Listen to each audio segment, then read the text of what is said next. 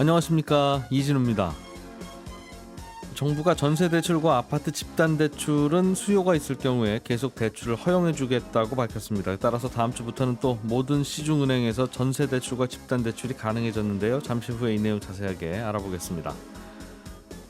크리스마스 등 연말 쇼핑 대목이 임박했는데 여전히 물류난은 해결될 기미가 안 보입니다. 특히 미국 쪽 상황이 심각하다 보니까 미국 정부가 항구의 하역 작업을 24시간 체제로 바꾸기로 했는데 실제로 얼마나 효과가 좀 있을지 살펴보겠습니다. 3기 신도시의 2차 사전 청약이 오늘 입주자 모집 공고를 시작으로 시행에 들어간다는 소식도 전해드리겠습니다. 10월 15일 금요일 손에 잡히는 경제, 광고 잠깐 듣고 바로 시작하겠습니다. 네, 경제 뉴스들 또 정리해드리겠습니다. 오늘도 손에 잡히는 경제 박사훈 작가, 김현우 행복자산관리연구소장 두 분 나와 계시고요. 이분이 나온 거 보면 오늘이 금요일이구나 이렇게 또 뒤늦게 알게 되는 분, 금요일만 만나는 안승찬 경제전문기자 나와 계십니다. 어서 오세요. 네, 안녕하세요. 자, 오늘은 안승찬 기자가 준비한 소식부터 보겠습니다. 그동안에는 정부가 은행들한테 모든 대출 다 일단 축소, 굉장히 축소니까 사실상 금지. 그렇죠. 였는데 전세 대출하고 이른바 그 집단 대출이라고 합니까? 네, 잔금 대출. 그러니까 분양받는 아파트 잔금 대출. 그거는 해주는 쪽으로 입장이 바뀌었다고요? 사실은 굉장히 의외죠. 왜냐하면 요즘 국정감사 시즌이잖아요. 그래서 이제 고승범 금융위원장도 이제 국회 많이 불려갔는데 국회의원들이 가장 다 지적하는 게 가계대출 잡는 건 좋은데 실수요자들 피해가 굉장히 많이 생기는 거 아니냐. 그래서 전세대출 얘기도 굉장히 지적을 많이 받았어요. 근데 그때마다 고승범 위원장이 굉장히 일관성 있게 대답한 게 우리도 실수요자 고민을 하고 있다. 근데 가계대출이 그냥 잡히냐. 6% 증가율 맞추려면 어쩔 수 없는 부분이 있고 그래서 전세대출도 예외가 아니다. 이런 식으로 아주 강경한 어조를 해왔고 금융위원회가 이렇게 강경하니까 은행들도 그 기조에 맞춰서 아예 문을 닫거나 아주 제한적으로만 해주거나 전세대출도 마찬가지 그런 분위기였는데 어제 갑자기 고승범 위원장이 그 여의도에 있었던 어떤 행사 끝난 다음에 기자들한테 갑자기 뭐라고 말했느냐. 전세대출이나 잔금대출이 중단되는 사례가 없도록 실수요자를 보호하겠다. 전세대출 증가 때문에 가계대출이 늘어나서 증가율이 6% 넘어가더라도 그건 용인하겠다. 이렇게 말을 한 거예요. 그러니까 기자들이 깜짝 놀라가지고 그럼 가계대출 관리 기조가 좀 달라지는 겁니까? 이렇게 다시 물었더니 고승범 위원장이 6% 관리 기준이 바뀌는 건 아닌데 다만 전세대출 부분에 대해서는 용인하겠다는 뜻이다. 이렇게 대답했거든요. 그러니까 전체적인 기조가 완전히 달라지진 않다 하더라도 최소한 전세대출 부분에 대해서는 좀 늘어나거나 지금 좀 더 해줘도 막지는 않겠다. 이런 정도로 해석을 하면 될 것 같습니다. 근데 이제 가계대출 요즘 늘어나는 거에 3분의 2가 전세대출과 집단대출인데 맞아요. 전세대출과 집단대출은 용인하고 허용하면서 가계대출 6% 넘지 않게는 또 이것도 하겠다는 건 숫자가 사실상 6% 넘어갈 수밖에 없죠. 그러니까 이건 다이어트는 하는데 점심과 저녁은 마음껏 먹으세요 하는 거랑 똑같은 거 아니에요? 그래서 사실은 그러니까 가계대출을 막으려다 보면 당연히 이제 강제로 막으려고 하니까 주민은 불편이 있을 수 있고 실수요자들이 힘들죠. 그럼 실수요자들이 힘든 걸 선택하려면 이렇게 막지를 말든가 그럼에도 불구하고 막으려고 했으면 막든가 이게 지금 결과적으로는 최악이 돼버렸잖아요. 왜 갑자기 바뀌었느냐에 대해서 사실 의견이 분분합니다. 근데 이제 기본적으로는 이 가계대출을 막는 정책이 인기 있는 정책이 아닌데다가 특히나 전세대출 부분까지 우리가 강하게 막겠다고 하니까 굉장히 여론이 많이 나빠진 게 사실이고 그런 걸 정부가 좀 뼈아프게 느낀 게 아닌가 싶고 특히나 이제 결정적인 계기는 청와대 입장이 약간 달라진 게 저는 결정적인 것 같아요. 왜냐하면 지난주만 하더라도 청와대에서 이 코멘트가 어떤 식이었냐면 가계부채 관리가 불가피하더라도 전세대출 같은 실수요자의 어려움을 겪지 않도록 노력해달라. 그러니까 가계대출 관리는 그대로 하되 실수요자가 문제 없도록 좀 신경을 써달라 이런 식의 코멘트였어요. 그 말은 가계대출의 대부분이 실수요자에 의해서 나가고 있다는 사실을 몰랐다는 뜻인데 그걸 발라낼 수 있다고 생각한 거죠. 근데 어제 문재인 대통령의 코멘트가 어떻게 바뀌었냐면 비슷하긴 한데 서민 실수요자에 대한 전세 대출과 잔금 대출이 차질 없이 공급되도록 금융당국은 세심하게 신경 써라. 그러니까 이 뒤에 말은 얼핏 보면 비슷해 보이지만 뉘앙스가 앞에서는 실수요자와 일반 대출을 구분할 수 있다는 가정이 있었다면 뒤에 대출은 어쨌든 잘 모르겠지만 차질 없이 최소한 전세 대출, 잔금 대출은 차질 없이 공급되도록 세라 이렇게 굉장히 명령조로 약간 논조 뉘앙스가 바뀌었기 때문에 이 이제 멘트가 나온 이후로 금융위원회도 입장이 싹 바뀐 게 아닌가 이렇게 보고 글쎄요 뭐 그 전까지만 해도 워낙 고승범 위원장이 내 소신이다 강하게 말했습니다만 따라가지 않을 수 없었던 게 아닌가 그런 생각이 듭니다. 실수요자의 그 어려움을 위해서 대출을 해주는 건 뭐 필요할 수도 있고 그동안도 해줬으니까. 네. 그런데 대출을 막으면 실수요자들이 피해가 있을 것 같은데 정말 막아도 될까? 이 고민을 하고 이걸 시작했을 것 같은데. 네. 그참 알겠어요. 앞으로는 그럼 전세 대출은 계속 수요가 있으면 다 해주는 건가요? 지금 확실히 분위기는 달라질 것 같은 게 어제 금융위원회가 5대 시중은행을 따로 불렀다고 하거든요. 그래서 그 자리에서 뭐 물론 비공개로 행사가 진행됐습니다만 전세 대출하고 잔금 대출은 해줘도 괜찮으니까 해주는 쪽으로 하세요. 이렇게 입장이 정리됐다고 하고 실제로 그래서 NH농협은행이 지난 8월부터의 대출 증가율이 뭐 7% 넘었다. 지금까지 계속 문 닫고 있었잖아요. 우리는 아무런 대출도 안 해준다. 그러고 있었는데 다음 주 월요일부터 전세 대출은 NH농협은행에서도 해주겠다. 이렇게 내부적으로 입장 정리가 됐고 지금 뭐 카카오뱅크라든가 뭐 우리은행이라든가 가계 그 전세 대출 중단하거나 굉장히 제한적으로 하고 있는 은행들이 많은데 아마 이런 은행들도 굉장히 많이 제한이 풀리지 않을까 생각이 들고요. 그래서 이게 또 내년까지 어떻게 될지는 지금 아주 좀 확실하진 않은 상황이에요. 그래서 정부 생각이 또 혹시 바뀔지 모르니까 필요하신 분들은 뭐 서둘러서 받는 게 좋지 않을까 생각합니다. 아직은 전세 대출, 집단 대출 말고 일반 주택담보대출. 그러니까 집 살 때 받는 대출. 물론 이제 1주택 이상부터는 안 해주는 거고 무주택자가 첫 번째 주택 살 때는 40%까지 해주는데 그거는 아직은 규제가 안 풀린 거죠. 그렇죠. 다른 대출, 그러니까 요번에 얘기했던 전세 대출하고 집단 대출에 대해서만 예외적으로 언급을 한 거고 다른 대출의 이 조이는 규제는 여전히 다른 건 지속된다. 신용대출, 뭐 그 주택담보대출 등등등 나머지 대출은 여전히 좀 받기가 어려울 것으로 보이고.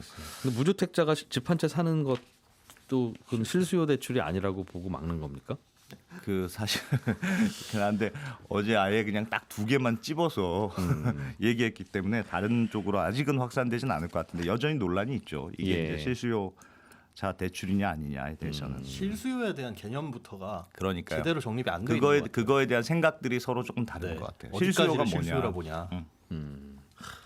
대출이 늘어나고 집값이 올라가는 게 실수요가 아니라 몇몇 투기 수요 때문이라고 생각하는 것이 이거 좀 잘못된 건가라는 생각을 얼른 하게 돼야 되는데. 알겠습니다. 다른 뉴스 좀 넘어가 보죠.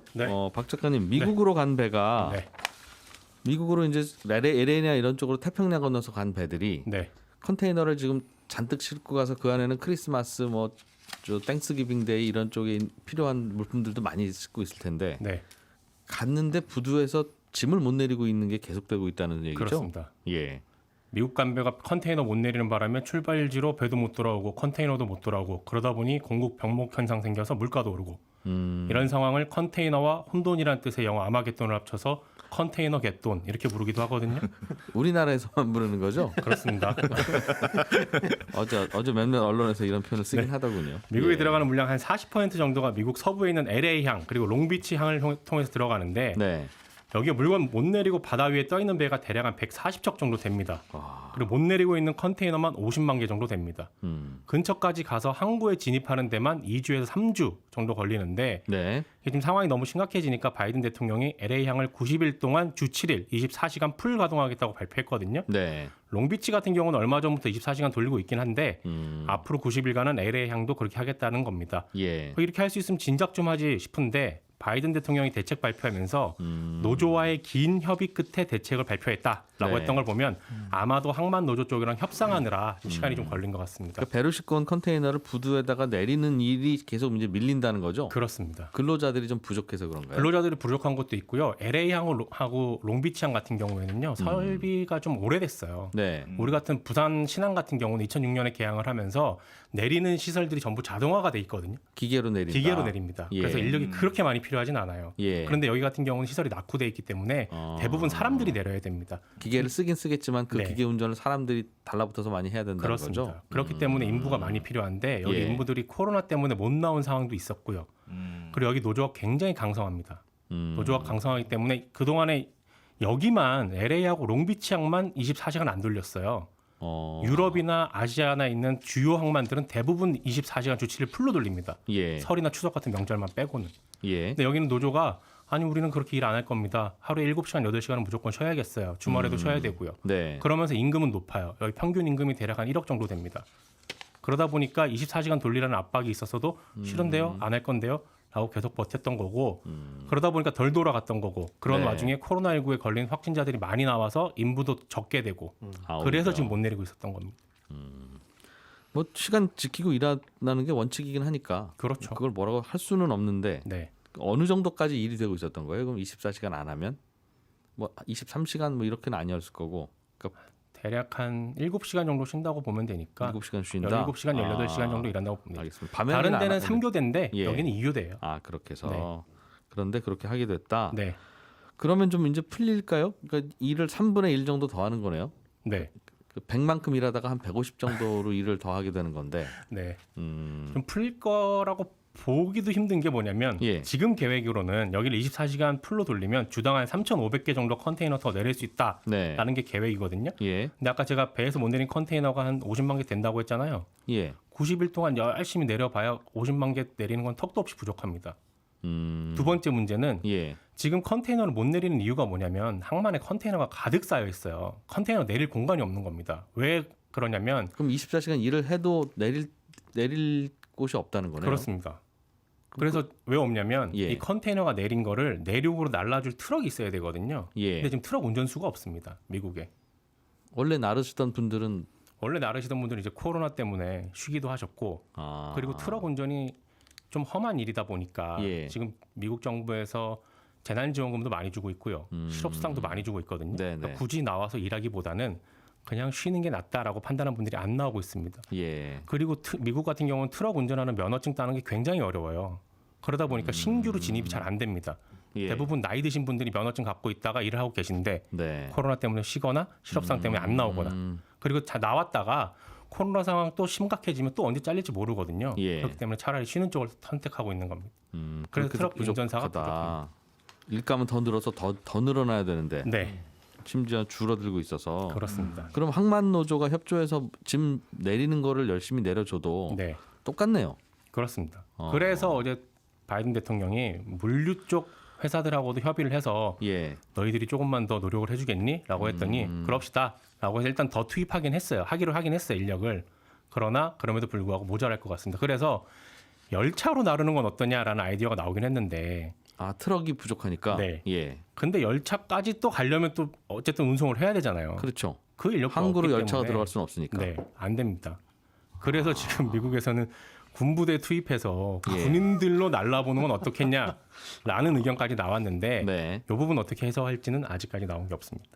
지금 그 LA 같은 서부 쪽으로 일단 짐을 내려서 네. 다만 이 선물 같은 이런 것들은 동부 뉴욕, 뭐 워싱턴 이런 쪽에서 수요가 많을 테니 네, 미국 대륙을 가로질러야 된다는 뜻인데. 그렇습니다. 그럼 아예 배가 저쪽 미국의 동쪽 바다, 네. 뉴욕항 같은 데로 가버리면 안 되나요? 동부도 지금 상황이 비슷해서 그래요. 거기도 짐 못 내리고 네. 있어요? 미국에서 두 번째로 큰 규모가 뉴욕하고 뉴저지 항구인데 예. 여기도 지금 상황 만만치가 않습니다. 서부 쪽에서 정체 현상 발생하니까 하기야. 말씀하신 것처럼 많은 배들이 동쪽으로 또 돌렸거든요. 예. 그러다 보니까 여기도 지금 항구 근처에 적체 현상이 쌓여서 화물선이나 유조선이 못 들어가고 있는 게 지만 20척이 넘습니다. 올해는 그냥 크리스마스 없는 걸로. 미국에서 조금 좀 선물도 좀 간단하게 주고받고 네, 이미 또 보낸 뭐 거라 그런 걸로 해야 되겠네요. 그러니까 꼭 필요한 거 아니면. 자, 김현우 소장님. 네. 사전 청약 2차가 나왔네요. 네, 그렇습니다. 사전 청약이 뭐였죠? 본 청약에 앞서서 한 1, 2년 전에 일단 예비를 하고 예. 그 예비 번호표에서 당첨이 되면 본 청약 때 100% 당첨을 인정해 줄 테니까 다만 그때까지 지켜야 될 조건은 소득이 올라가건 자산이 높아지건 전혀 상관없지만 무주택만 지켜라. 라는 게 사전 청약입니다. 원래는 내후년쯤 청약을 신청을 받고 추첨도 하고 해야 되는데 네. 어차피 지을 아파트니까 지금 하겠습니다. 네. 그 얘기죠? 그렇습니다. 지역이 어느 지역 아파트들을 이 대상으로 하고 있죠? 이번에 3기 신도시이긴 한데 사전 청약은 올해 총 4번, 7월에 네. 한 번 했었고 예. 이제 이번 달, 다음 달, 다다음 달 이렇게 3번 남았습니다. 이번 달이 가장 많아요. 지금 남아 있는 게 2만 8천여 세대 정도가 되는데 네. 이번 달에 사전 청약을 받는 게 1만 100여 세대. 그리고 11월엔 4천 세대, 12월엔 1만 3,600세대 정도가 남아 있는데요. 이렇게 되어 있는데 지금 청약이 되는 거는 시계 방향으로 보자면 파주 운정부터 네. 의정부, 남양주, 성남, 의왕, 수원, 군포, 부천, 인천. 그러니까 다양합니다. 서울 한 바퀴 주변을 쭉 뺑돌아서 다 골고루 있네요. 그렇습니다. 예. 추정 분양가는 지금 3.3제곱미터당 평균 1,620만 원 정도고요. 성남 신촌이라는 곳 딱 한 곳을 제외하고는 다 보금자리론이 가능한 6억 이하다. 분양가가. 예, 그렇습니다. 예. 다만 이 추정 분양가기 때문에 본 청약에 갔을 때는 이때보다 가격이 좀 더 올라갈 수는 있어요. 그럼 얼마나 올라가냐? 지금 현재 공식적으로 밝혀 있는 상승폭은 물가 상승률 수준일 것이다. 이렇게 밝히고 있습니다. 청약 일정은 이제 25일 월요일부터 시작이 되는데 이때는 특별 공급이 월화수목금 이렇게 시작이 되고요. 네. 다음 달 1일에서 5일까지는 일반 공급 1순위 이렇게 대상으로 청약이 진행됩니다. 당첨자 발표는 11월 25일인데 이때 당첨이 되면 이제 남아있는 사전 청약이라든가 이런 것들은 넣을 수가 없고요. 당연히 기존에 7월에 사전 청약 당첨되신 분들도 지금 넣을 수도 없고 네. 또 사전 청약 당첨된 분들뿐만 아니라 그냥 일반 청약들 넣었다가 당첨된 분들 있잖아요. 이분들도 사전 청약에 넣으실 수 있는 대상은 안 됩니다. 넣으시면 안 되죠. 그렇군요. 일단은 그럼 이거 당첨되면 유주택자 된다는 뜻이네요. 준 유주택자. 거의. 예, 그렇습니다. 그런데 이제 보통 분양가가 아직 정해지지 않다 보니까 네. 조금 오른다 하더라도 저는 그럼 부담스러워야 할 수도 있고. 그렇죠. 당첨이 됐다가 네. 포기할 경우에는 원래는 청약통장 일반 당첨의 경우에는 못 쓰죠. 못 쓰죠. 네. 그런데 이것도 그런가요? 이거는 그렇지는 않습니다. 사전 청약이기 때문에 사전 청약에 당첨되신 분이 나 이 아파트 들어가고 싶은데 해서 본 청약 넣으셔도 되고 네. 혹은 중간에 그냥 뭐 개인적인 사유로 취소를 하셔도 되는데 그때 뭐 청약 통장이 사라진다거나 하지는 않아요.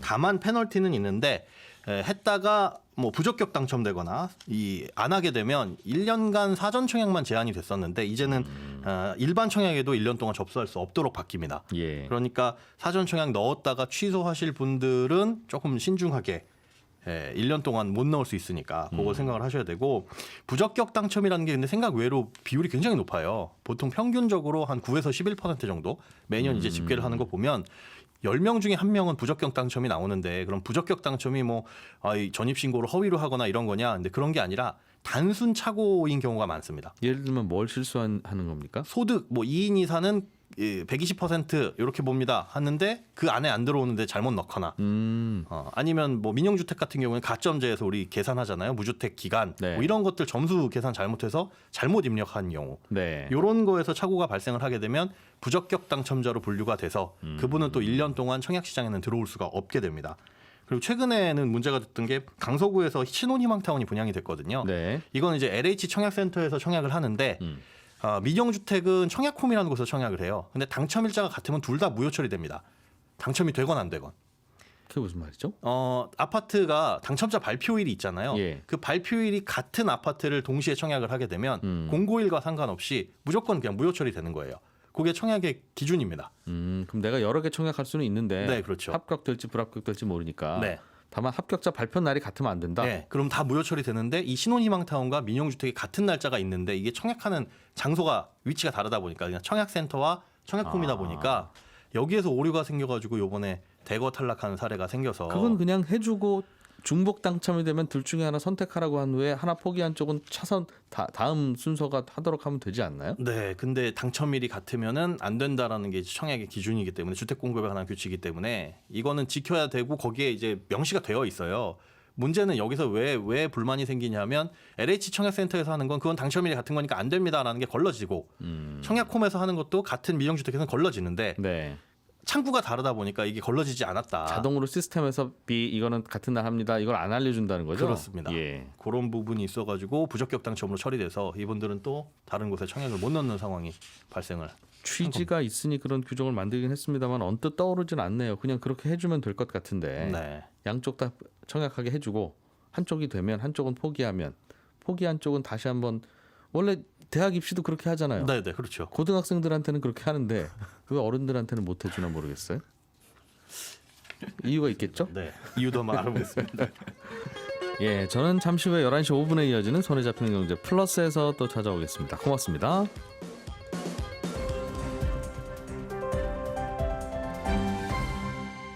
경제를 생각하는 사람들의 즐거운 습관. 이진우의 손에 잡히는 경제.